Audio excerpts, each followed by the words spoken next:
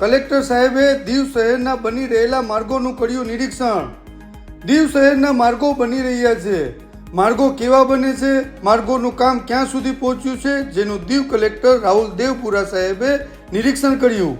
આ દરેક માર્ગો જલ્દીથી બને જેથી જનતાને તકલીફ ન થાય અને ખાસ કરીને આ માર્ગોનું નબળું કામ નહીં ચલાવી લેવાય તેવી કોન્ટ્રાક્ટરને ખાસ તાકીદ પણ કરી। માર્ગોની વિઝિટમાં એડીએમ વિવેક કુમાર સાહેબ, પીડબ્લ્યુડી અને ડીએમસીના ઇજનેરો પણ સાથે રહ્યા।